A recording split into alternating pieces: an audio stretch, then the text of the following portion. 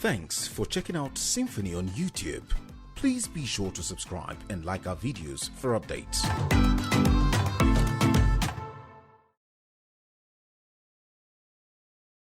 Now, the secessionist agitation is growing by the day in the country, in all parts of the country. We started with IPOB before. Now we're seeing also the Yoruba nation.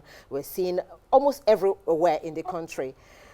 Are you comfortable with what is going on and how the government is handling the situation at the moment?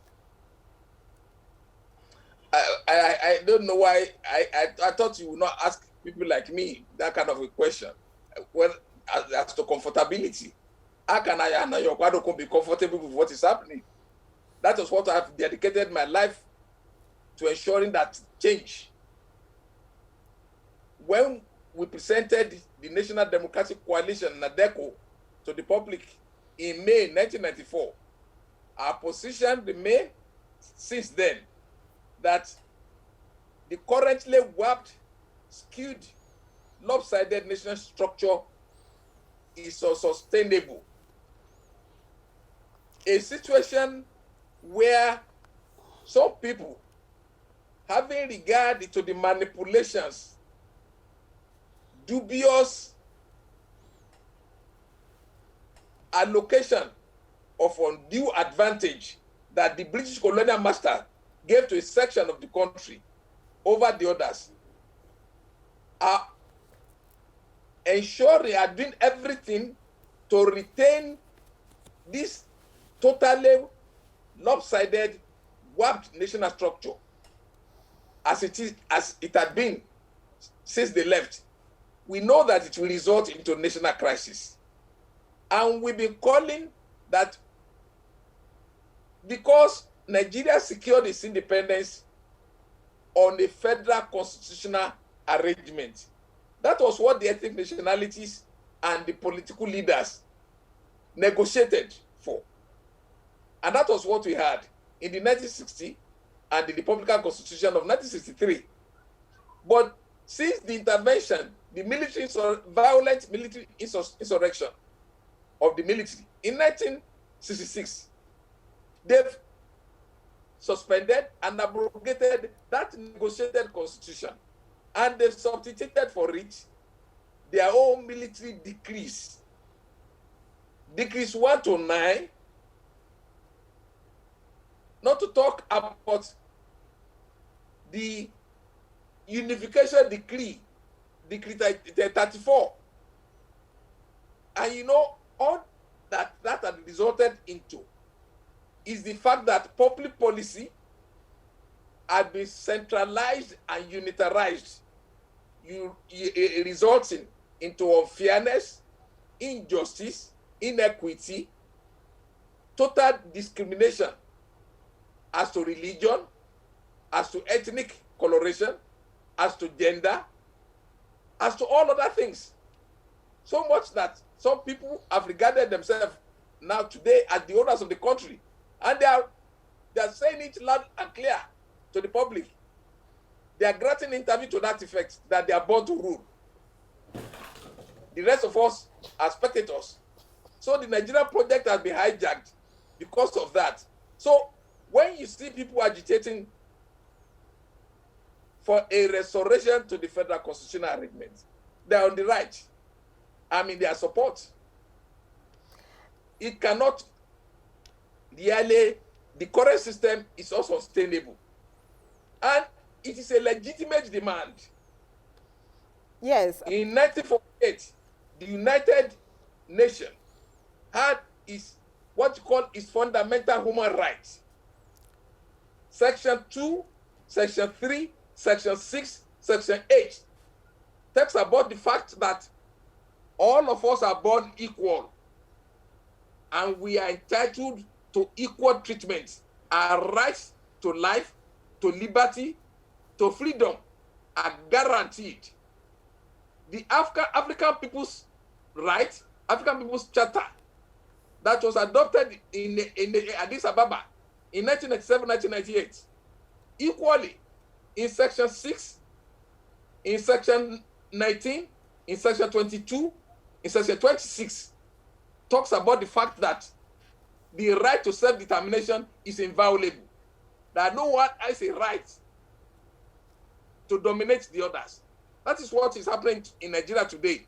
So when people are agitating for a return to what we had, because it must be understood, let nobody pretend before us any longer. Nigeria is in fact and in truth an heterogeneous country with over 350 ethnic tribes with their different languages, different religions, different traditions, different customs, different artifacts, different folklores, different mores, different morals. You cannot retain this centrality and say you want to govern us. You continue to dictate to us. Look at what they've been doing all over the country. For example, the fact that Boko Haram had been rampaging the country. Boko Haram had dealt. They are much more.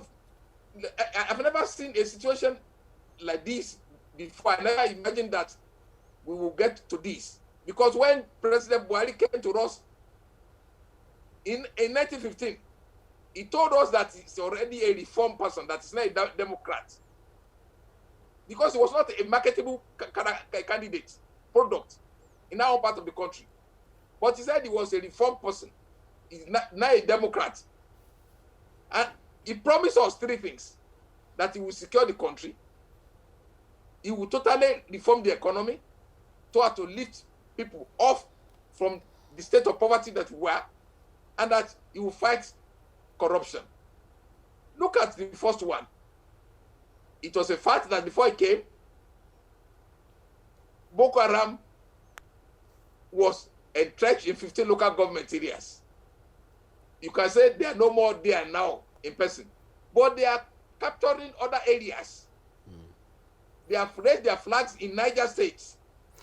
All right, they are dealing decisively. Yeah, Pa Opadokun. Yeah, don't breach my thought. It is important I lay strong emphasis on this matter. That the fact of the matter is that those who are clamoring, those are championing for a restoration to the federal constitutional arrangement, are doing legitimate duty. Their campaign is legitimate. What the Nigerian state is doing today is illegitimate, is illegal. Mayor Tiala had said that all Nigerian territories and forests belong to them. And that is why they are taking over our forests. That is illegal. And the Nigerian state is supporting that. Why is then the Nigerian state going abroad now to go and violate the lives of our people, including Sunday Igboho? I believe that the Nigerian state is not right in its current adventure. It's a misadventure, and it's a counterproductive. It cannot lead us to anywhere. All right. That's the truth. Okay. My follow-up question to you is, yes, which you've touched on and which I want you to expand on. The government has declared Igboho wanted and going after him. Do you think the government is right in its stance towards Igboho? I thought I've said so, that I don't believe that what the Nigerian state is doing is right. What they are doing is simply exposing the underbelly. There is a sectional government that is in office. All right, but that is protecting the Fulanization of Nigeria at the expense of the others. All right, but Opadokun, you're right that everyone has a right to self-determination, but then how you go about it also matters. How you go about it also matters. Now, during that raid in Igboho's house that my colleague just asked, a lot of arms and ammunition were recovered, some AK-47 rifles and all that. Do you need to carry arms and ammunition when you're agitating for self-determination? Well, I have my doubts about your submission. That was what I said. and I'm not a small child. I'm not a neophyte in this business. We know what men can do. We know what the security agencies, the state security agency, the coercive instrument of government, what they can do. Was Igboho at home? They should stop talking. I mean, all of us are not mumus.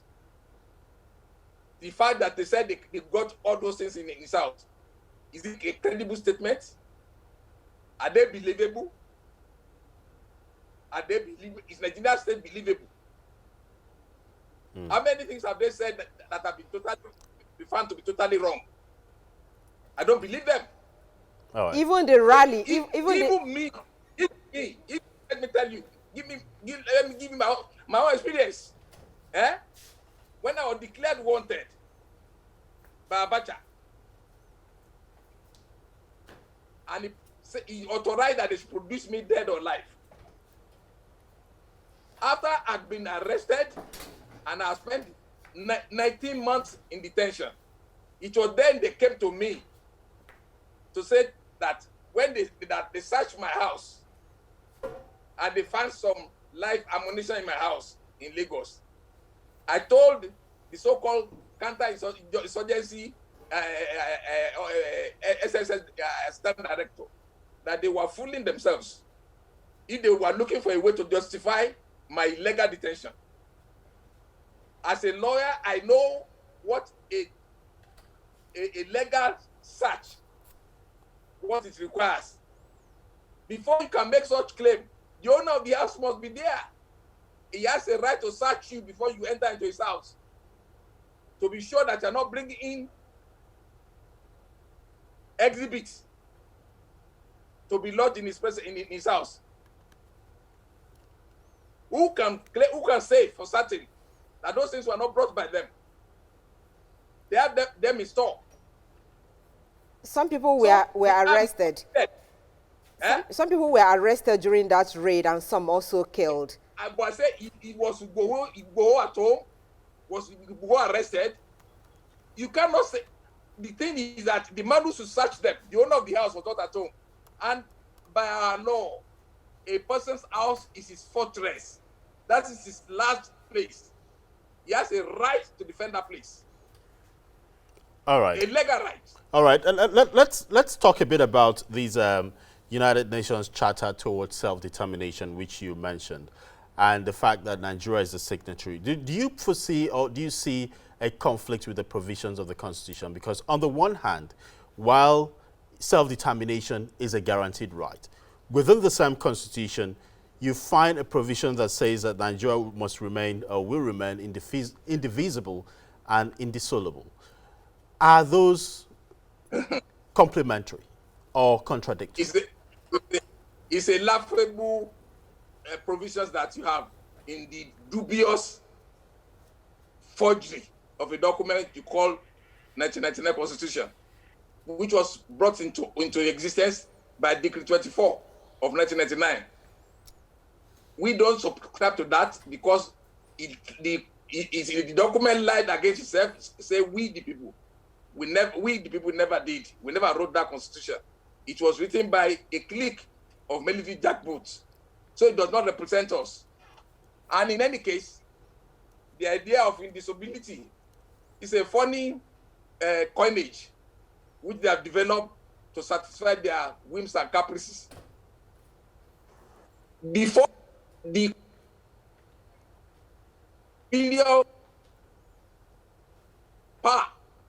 superior instrument of coercion, all the ethnic nationalities that have been living on their various territories for several thousands of years, owning their waters, their mountains, their hills, their trees, their vegetations, and the likes, we were forced into cohabitation, not voluntarily. All right, Paul Opadokun. So, for anybody to be talking about the disability, Nigeria was not a creation of God.